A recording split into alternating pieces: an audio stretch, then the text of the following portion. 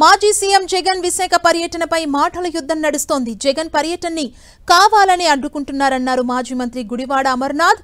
ప్రతిపక్ష నేతను అడ్డుకోవడం కరెక్ట్ కాదన్నారు. ప్రజా సమస్యలు తెలుసుకునేందుకే జగన్ విశాఖ పర్యటనకు వెళ్తున్నారని అమర్నాథ్ తెలిపారు. అమర్నాథ్ వ్యాఖ్యలకు ఎమ్మెల్యే గంటా శ్రీనివాస్ కౌంటర్ ఇచ్చారు. ప్రజాస్వామ్యాన్ని ఉల్లంఘిస్తే చూస్తూ ఊరుకోమన్నారు.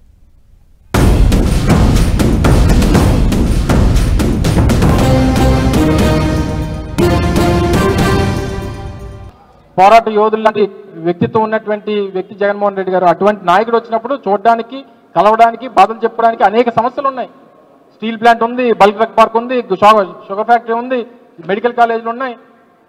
ఇలాగ అనేక ఇష్యూస్ ఈ ప్రాంతంలో ఉన్నాయి. చెప్పుకునేదానికి బోల్డ్ అంత ఉంది. రోడ్డు మీద మొన్న స్ట్రీట్ హాకర్స్ రోడ్ల మీద 40,000 మందిని రోడ్డు పాలు చేశారు. సో ఇలాగే అనేక ఇష్యూస్ ఉన్నాయి. వీళ్ళందరూ తిరుగుబాటు వచ్చినప్పుడు ఎవరి దగ్గరికి వెళ్తారు? ఆయన జగన్మోహన్ రెడ్డి గారు ఒకరే వాళ్ళకి దిక్కు వాళ్ళకి. సో ఆబ్వియస్గా ఇవన్నీ జరుగుతూ ఉంటాయి. మీ చేతకందనాన్ని తీసుకుని వచ్చి ఈ కార్యక్రమాలను రద్దు చేయాలనో లేకపోతే అడ్డుకోవాలనేటువంటి ప్రయత్నం చేస్తే డెఫినెట్గా ఇదేమి మేమే పర్మిషన్లు అడగలేదు. ఇందాక కూడా చెప్పా, మేము ఇంటిమేషన్ మాత్రమే ఇచ్చాం. వాళ్ళు సపోర్ట్ చేస్తే చేయమని, లేకపోతే మా బాధలు మేము పడతాం. ప్రజాస్వామ్యంలో చట్టానికి మించి ఎవరు అతిథులు కాదు. చట్టం ముందు అందరూ కూడా సమానులే.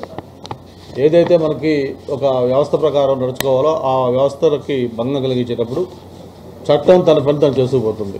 అంటే డెమోక్రసీలో ఏదైతే ఒక ప్రతిపక్ష నాయకుడికి ఉన్న దీన్ని పర్యటనలు చేసుకోవాలంటే అనుమతులు ఇస్తూ ఉంటే దాన్ని ఆయన రాజకీయం చేస్తూ ఎక్కడికక్కడ మొబిలైజేషన్ చేస్తూ లా అండ్ ఆర్డర్ ప్రాబ్లం సృష్టిస్తూ ఇంత బరితెగిస్తూ ఉంటే దాన్ని ఏ విధంగా అర్థం చేసుకోవాలో అదని కూడా ఆలోచించాల్సిన అవసరం ఉంది.